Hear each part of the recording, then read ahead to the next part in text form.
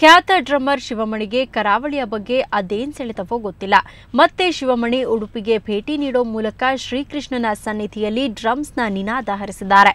ಬನ್ನಿ ಶಿವಮಣಿಯವರ ಡ್ರಮ್ಸ್ ನಾದದ ಒಂದು ಝಲಕನ್ನ ನೋಡಿ ಬರೋಣ.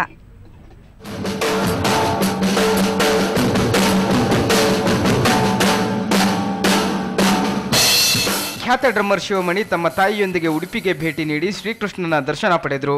ಈ ಬಾರಿಯೂ ಶಿರೂರು ಶ್ರೀಗಳೊಡನೆ ಜುಗಲ್ಬಂದಿ ನಡೆಸಿದರು.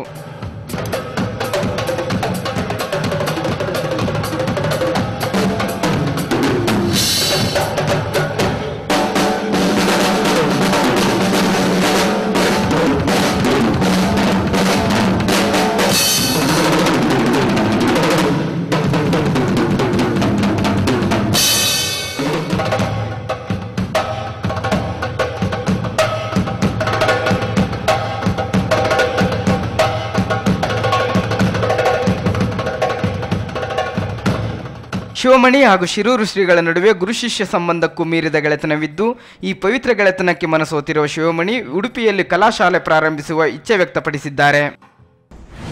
Yes, definitely. I want to teach for the kids here because see, playing everywhere, going, but I want to do something for society when I leave this body.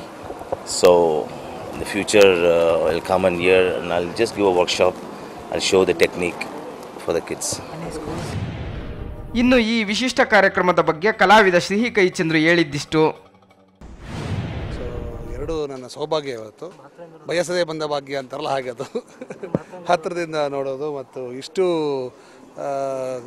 ಒಳ್ಳೆಯ ಪರ್ಫಾರ್ಮೆನ್ಸ್ನ live ಆಗಿ ನಾನು ಇವತ್ತೇ ಕೇಳಿದ್ದು. So I am very happy.